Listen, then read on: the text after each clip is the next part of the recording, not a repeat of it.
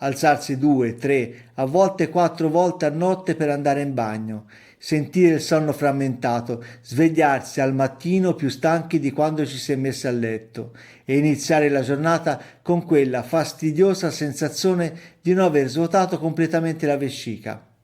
Se avete superato i 50 anni, questo scenario potrebbe esservi fin troppo familiare. Sono il dottor Andrea Del Grasso, medico chirurgo, urologo e andrologo. Nei miei studi di Prato, Pistoia e Pescia incontro ogni giorno uomini che affrontano esattamente questa situazione. Spesso arrivano da me intimoriti, stanchi, convinti che questo problema sia un segno inesorabile e irreversibile dell'età, o peggio, il campanello d'allarme di qualcosa di incurabile. Oggi voglio fare chiarezza e rassicurarvi. Parliamo di una condizione estremamente comune che prende il nome di ipertrofia prostatica benigna. Voglio che vi concentriate subito su quest'ultima parola, benigna. Questo significa, in modo categorico, che non stiamo parlando di un tumore, né di una patologia che possa trasformarsi in una neoplasia nel corso del tempo. È un fenomeno legato all'invecchiamento naturale del corpo maschile, un cambiamento anatomico che però, se trascurato, può compromettere pesantemente la qualità della vostra vita sociale, lavorativa e intima.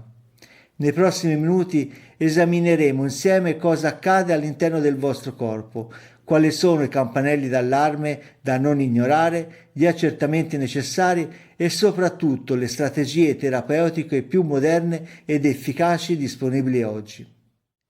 Entriamo nel vivo della questione clinica. Per capire l'ipertrofia prostatica benigna dobbiamo guardare un attimo l'anatomia del basso apparato urinario maschile. La prostata ha una ghiandola della forma e delle dimensioni di una castagna, posizionata appena sotto la vescica. Il suo compito principale è produrre gran parte del liquido seminale. La sua particolarità anatomica, però, è che circonda come un anello l'uretra, ovvero quel piccolo canale che trasporta l'urina dalla vescica verso l'esterno. Col passare degli anni, a partire da 50 anni e talvolta anche prima, la parte centrale di questa ghiandola inizia a ingrossarsi sotto l'effetto degli stimoli ormonali. Per visualizzare visivamente ciò che accade, immaginate un'illustrazione medica dell'ipertrofia prostatica benigna con prostata ingrossata che comprime l'uretra. Pensate a un tubo di gomma che usate per innaffiare il giardino.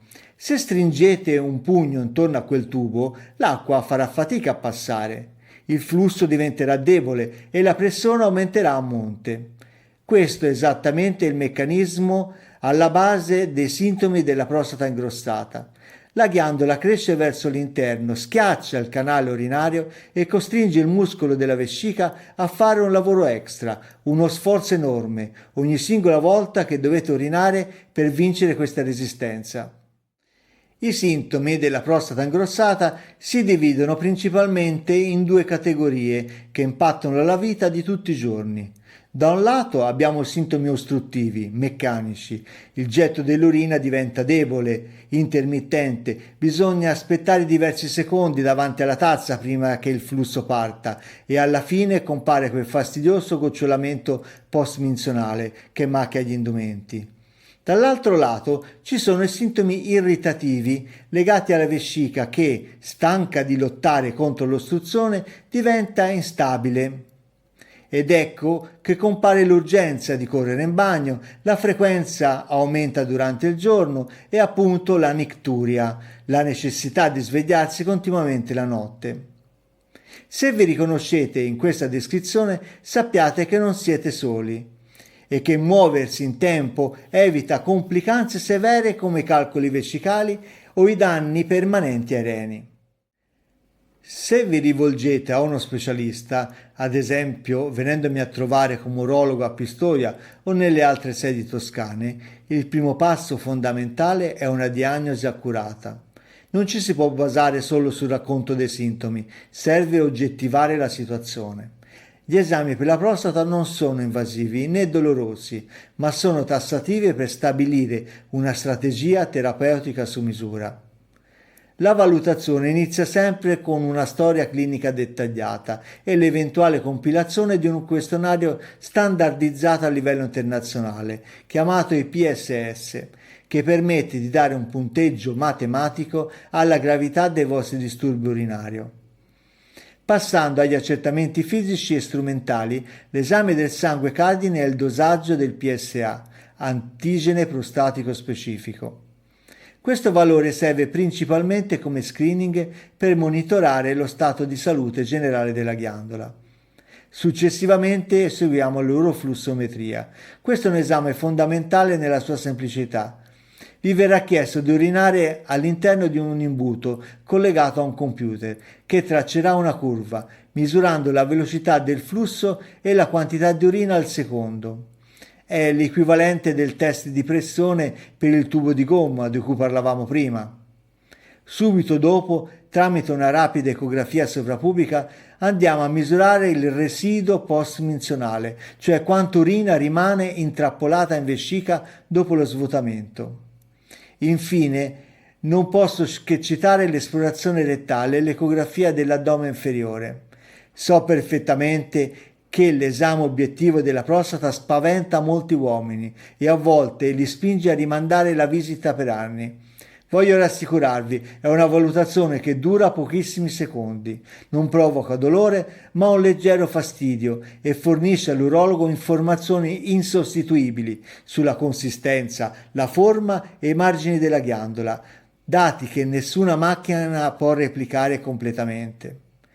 Capire la morfologia esatta della vostra prostata è l'unico modo per scegliere la cura per l'ipertrofia prostatica corretta per il vostro caso specifico.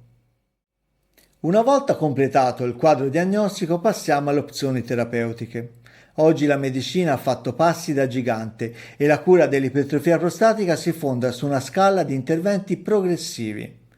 Nei quadri iniziali o moderati la prima linea è quasi sempre di tipo farmacologico. Utilizziamo principalmente 4 categorie di farmaci, spesso combinati tra loro. I primi sono gli alfa bloccanti o alfa-litici. Agiscono andando a rilassare i muscoli del collo vescicale e della prostata, allargando istantaneamente il canale e permettendo all'urina di fluire meglio. Offrono un sollievo rapido nell'arco di pochi giorni. La seconda categoria di farmaci è rappresentata dagli inibitori della 5-alfa-riduttasi. Questi medicinali agiscono sul piano ormonale, bloccando l'enzima che fa crescere la ghiandola. Nel medio e lungo termine sono in grado di ridurre il volume effettivo della prostata fino al 20-25%.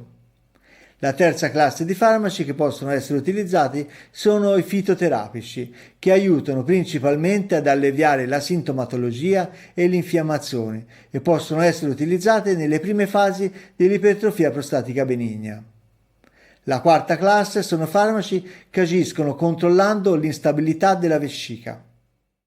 Quando la terapia medica non è più sufficiente, quando i sintomi diventano resistenti o compaiono infezioni urinarie ripetute e ritenzione acuta d'urina, allora dobbiamo prendere in considerazione l'approccio chirurgico. Anche in questo campo scordatevi i lunghi ricoveri e i tagli dolorosi del passato. La chirurgia moderna dell'ipertrofia prostatica benigna è mini-invasiva ed endoscopica. Oggi disponiamo di tecnologie mini-invasive straordinarie che preservano i tessuti e riducono al minimo i tempi di recupero. Tecniche come la resezione endoscopica bipolare della prostata, nota come TURP, la laser enucleazione della prostata, nota come OLEP, o l'utilizzo del laser a raggio verde Green Light permettono di asportare con precisione millimetrica la parte del tessuto ingrossata che ostruisce il canale, riducendo il rischio di sanguinamento e consentendo la rimozione del catetere e le dimissioni in pochi giorni. Esistono anche trattamenti innovativi ambulatoriali, onde surgery, come la terapia termica con vapore acqueo, il sistema Rezum, indicato per prostate di specifiche dimensioni in pazienti che desiderano preservare intatta la funzione eiaculatoria. Ogni tecnica ha le sue indicazioni precise. La chirurgia sartoriale cucita sulle caratteristiche anatomiche del paziente è la chiave del successo terapeutico.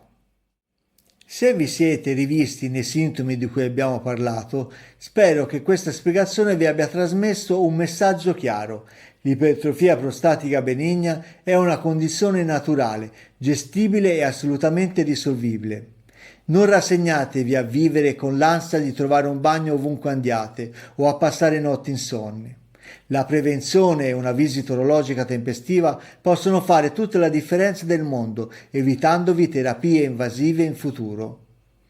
Se volete approfondire questo argomento, leggere gli articoli correlati o se desiderate prenotare un consulto specialistico direttamente con me, vi invito a visitare il mio sito internet ufficiale www.andreadelgrasso.it, dove troverete tutti i contatti e i dettagli logistici per le mie sedi di Pistoia, Prato e Pescia. Prima di salutarci, se avete trovato utile e chiaro questo video, vi invito a iscrivervi al canale cliccando sul tasto qui sotto ed ad attivare la campanella delle notifiche. In questo modo sosterrete la divulgazione medica scientifica e rimarrete sempre aggiornati sui prossimi video dedicati alla salute e alla prevenzione maschile. Prendetevi cura di voi stessi, la salute non è un tabù. Ci vediamo al prossimo video.